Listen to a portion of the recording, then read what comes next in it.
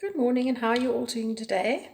We're having a beautiful day here in Cape Town, and it's one of those beautiful, rare sort of spring days where things are just actually the right temperature.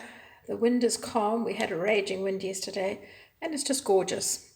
But with Christmas approaching and many people having birthdays and things at this time of the year, I would like to just show you a quick way to make a few little gifts that you could use as stocking fillers. I also put these little felt decorations onto bookmarks and write a verse of encouragement on there for friends. So they're just a fun way to use up scraps of felt to be able to make a little gift. So you're going to need to cut your felt into assorted different circles. Now, I'm not pedantic about this. I will use what I've got, and then I just find a glass or a lid of something and trace around it. It doesn't have to be terribly accurate, but if you are wanting to neaten up the felt, the one thing to do is to actually cut down straight with your little pair of scissors so that you're getting rid of the edges. So my suggestion, because felt does move a little bit, is just to cut a circle out roughly and then just to gently go at a straight angle and nip around the edges, and that normally does the trick. Then you can decide how you're going to lay yours up. So I'm going to take 3 little circles and I'm going to put them together as an arrangement like that, and I'm going to use a button to center it. It's always nice to have something as a focal point for when you're doing this.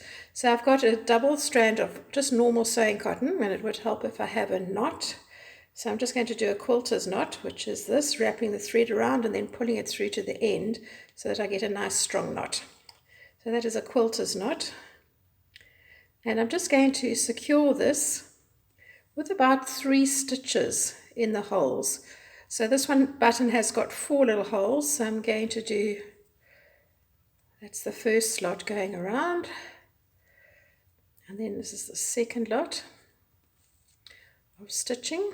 It doesn't have to be terribly strong because you're going to make this into a pin or a brooch, and it will be nice and sturdy as is. Okay, I think 2 is sufficient. You could use a contrasting color thread if you wanted to as well. Then you need to have a little safety pin to be able to do it. Now, one thing to do is just to open the safety pin before you stitch it on to make sure that you're not doing the stitching on this edge, which would mean that when you open the pin, the whole thing would just slide off. Then you're going to lie your safety pin down on your felt and take the needle through the felt and under the safety pin, and then take your needle through the loop that the cotton makes. This is known as buttonhole stitch, and it leaves you with a very nice little edge. So I'm just taking it through, and then I'm putting my needle through that loop and gently pulling it. Just make sure that your threads don't get tangled at this stage, especially if you're working with a larger thread, or a longer thread, should I say. And you want to work all the way to the edge of the little safety pin, just like so.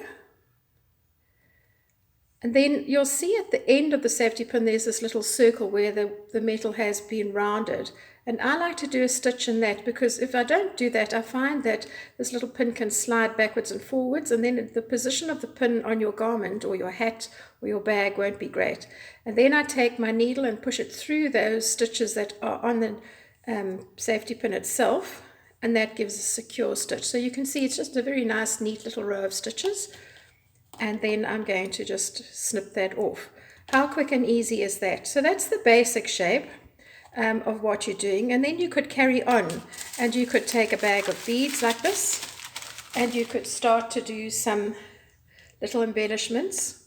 I've just used embroidery cotton, 2 strands, and put a few little beads on, and you'll see that that is very neat on the back. Or you could use a fancy button in the center to create a different kind of look.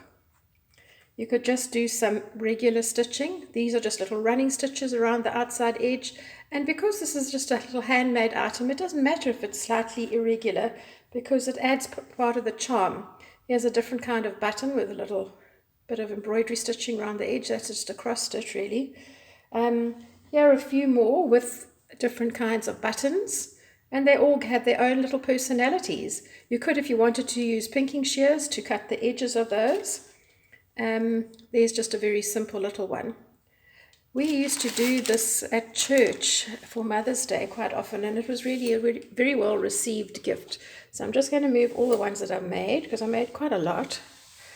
And I make them all up so that they've got the basics, the button and the felt and the pin at the back.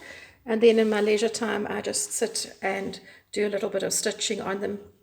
I add a few little embellishments, whatever the case may be. So you can see how beautiful all the different colors are. Different pinks working together with a different fancy button. Or you could just take something small like that, a little textured button like that. They're all just gorgeous.